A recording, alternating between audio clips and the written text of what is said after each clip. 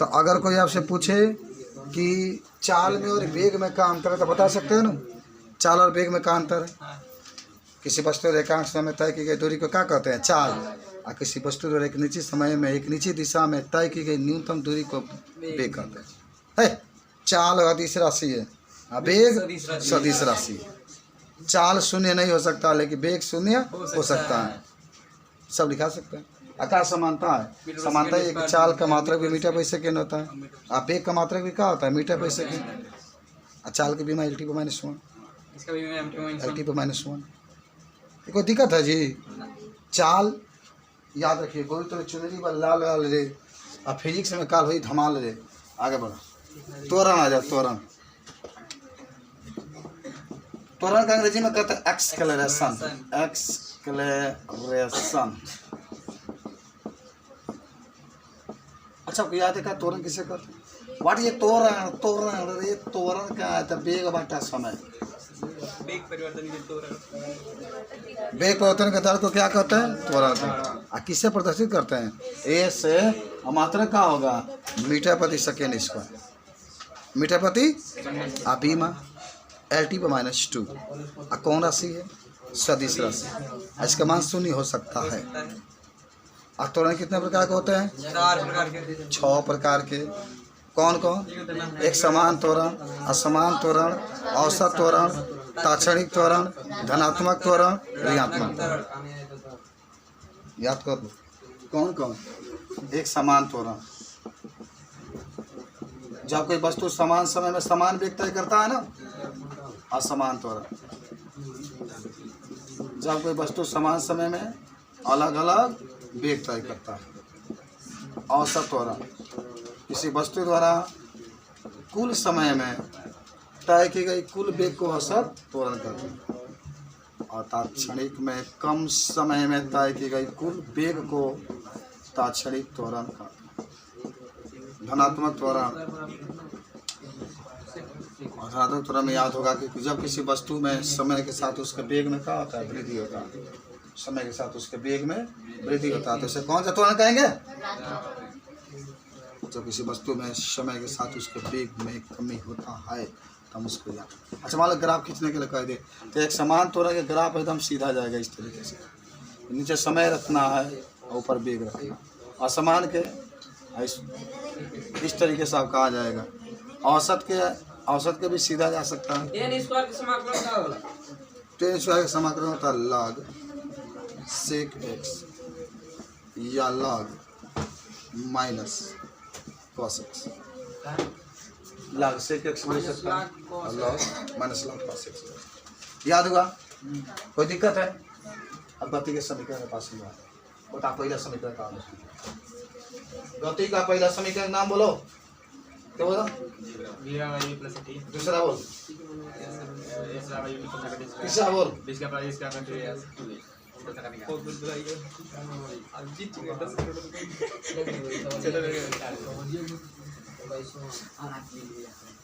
यहाँ जल्दी 39 लगा खत्म करो आज।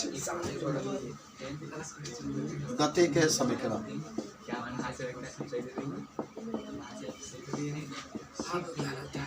तो गति कितने समीकरण होता है, 3। पहला v बराबर u प्लस at, दूसरा s बराबर ut प्लस हाफ at। देखना है सिद्ध करने के लिए बहुत बार आता है, समाकलन विधि से, साधारण विधि से, ग्राफीय विधि से सिद्ध कराना पड़ेगा कि हो जाएगा। तुम्हारी कहते एक बार सिद्ध करा देते हैं। साधारण विधि से करना होगा तो देखो तीनों का खड़ा कर देख लो। साधारण विधि से पहला समीकरण को तो e बराबर v minus you upon T होता है ना, और गुणा करेंगे तो ऐसा तो v माइनस यू बराबर ए सी गुणा ए टी, और v बराबर हो जाएगी इधर u प्लस ए टी। पहले आप सीधे इस तरीके से एकदम आराम से, अब तो एकदम आपको पूरा मुजबानी याद हो गया होगा कि गति का पहला समीकरण सिद्ध करना होगा। त्वरण से आप लेंगे और वेग परिवर्तन के दर त्वरण कहते हैं। वेग की बात होगी, अंतिम वेग में से कारण ना सेक स्क्वायर एक्स तब उसका 10x होता है। सेक स्क्वायर एक्स का समाकलन 10x होता है, अवकलन 10x का, और 10x का अवकलन सेक स्क्वायर एक्स होता है। चलो तो ये गति का पहला समीकरण होगा। वेग परिवर्तन तो क्या कहते हैं, तो T बराबर v माइनस u अपान टी गुणा कर देंगे इस तरीके से। बस समझ में आई? ये तो आपको अब तो आँख मूंद के लग जाना चाहिए। गड्ढा में डूब के तुम मर जा अगर नहीं लग पाता है तो तुम्हें जीने से कोई अधिकार नहीं। तुम धरती पर बोझ बन के हो, धरती माता कहाँ पर है तुम्हारे इस बोझ से। आज घर जाके देखो 12 बजे रात में पढ़ना, 12 बजे। अरे ज़िंदगी में कभी कभी रात को पढ़ाई में भी बिताया करो। दिन में मोबाइल चलाने से ज़िंदगी की लाइफ नहीं बन सकती। किताब के साथ मुलाकात। अच्छा, औसत वेग बराबर क्या होता है याद होगा आपको? क्या होता है बोलो? अंतिम प्लस प्रारंभिक बटा में 2 हो जाए। अच्छा, तो याद होगा कि गति के द्वितीय समीकरण में भी तो आता ही नहीं, भी आता है u प्लस 80 रख देंगे। हाँ, तो भी के जगह पर क्या जो सीध किया u प्लस 80 रखो, इसके जगह पर u प्लस 80 अब पहले से u है अपान 2 2u प्लस 80 अपान 2, ये औसत वेग। लेकिन हम लोग जानते होंगे दूरी बराबर होता है वेग या औसत वेग, जो भी आपका है वेग या औसत वेग में समय, और जहाँ दूरी होगा यस औसत वेग आ गया है 2u प्लस 80 अपान 2 गुणा समय के जगह पर t। इधर आ जाओ। अब आपको यस इजकल टू 2ut प्लस 80 स्क्वायर, हम बिचवा के दोनों अलग अलग कर दो, दूसरे दो कर दिया। यस बराबर ut प्लस 1/2 t स्क्वायर, और इस तरीके से ये आपका सिद्ध होगा। एक बार जरूर देख लेंगे। गति का द्वितीय समीकरण पूछेगा, आप औसत वेग से देंगे। औसत वेग बराबर होता है अंतिम वेग प्लस प्रारंभिक वेग बटा में 2, और वेग जहाँ पे u प्लस 80 प्लस u बटा में 2 u 2u प्लस 80 बटा में 2। दूरी बराबर होता है औसत वेग गुणा समय, जहाँ औसत वेग है 2u 80 बटा में 2, समय t है, t से गुणा दोनों में कर दिया गया तो आपके पास इतना आ गया। अलग अलग कर दिए तो आप ये सिद्ध हो जाएगा। कोई दिक्कत है? अच्छा, गति का तीसरा समीकरण तो और आसान है। गति के तीसरा समीकरण में गति का पहला समीकरण वर्ग कर दो। यहाँ पर गति के तीसरे समीकरण तो v बराबर का होता है u प्लस 80, वर्ग कर दो इसको तो v स्क्वायर बराबर क्या होगा u प्लस 80, इसका होल स्क्वायर एक ही रहेगा। v स्क्वायर होंगे, देखो इसको तोड़ दे a square plus b square plus 2ab। चलो v स्क्वायर बराबर u स्क्वायर प्लस 2a कामा ले लेंगे, 2a कामा ले लेंगे तो 2a कामा लेंगे, इसमें 2 है नहीं तो 1 बड़ा 2 रहेगा, ये निकल गया, एक t स्क्वायर 2a निकल गया तो ut, इस पूरे का जब क्या रख सकते हैं यस, तो v स्क्वायर प्लस 2as।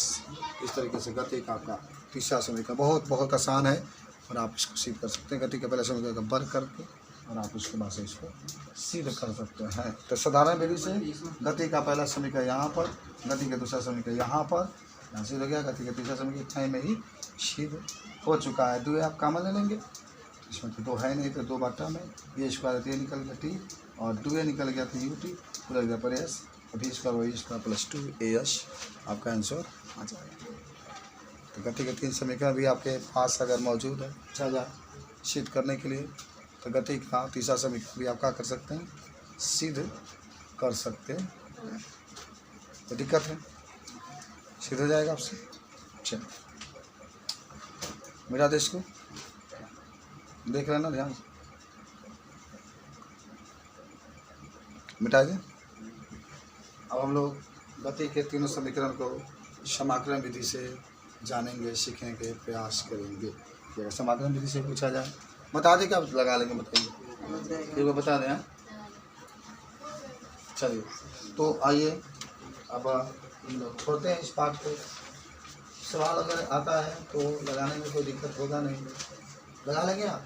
अच्छा मान लीजिए कि आपसे क्वेश्चन इस तरीके से पूछा जाए कि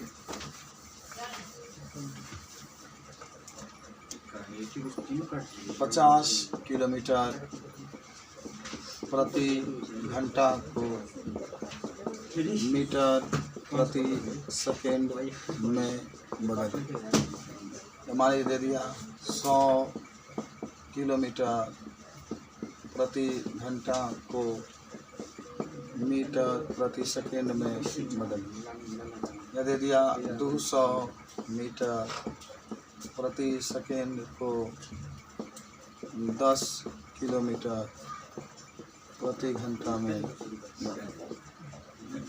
सारा कहानी आपका दिया गया। क्या इस सवाल को आप लगा सकते हैं?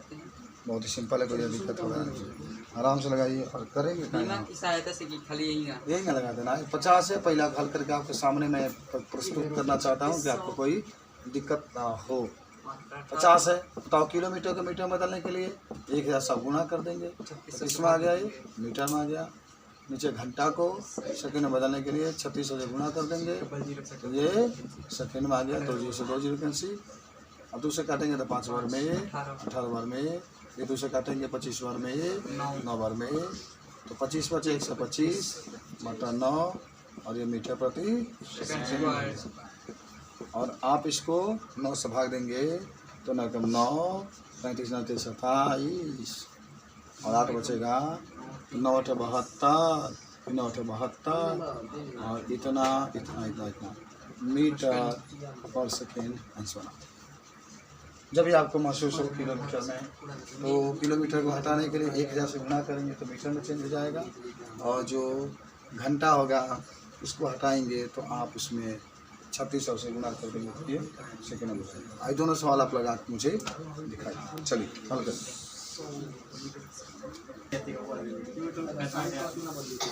हाँ बोलो, क्या कह रहे थे? हाँ बोलो, का एक वस्तु विरामावस्था से, और याद होगा ना, जब भी विरामावस्था की बात करेगा तो आपके पास यू का मान हमेशा होता है 0। जब विरामावस्था की बात करेगा तो यू का मान कितना होगा 0, और टी का मान 20 सेकेंड है, 50 सेकेंड। उसका बेग कितना हो जाता है 100।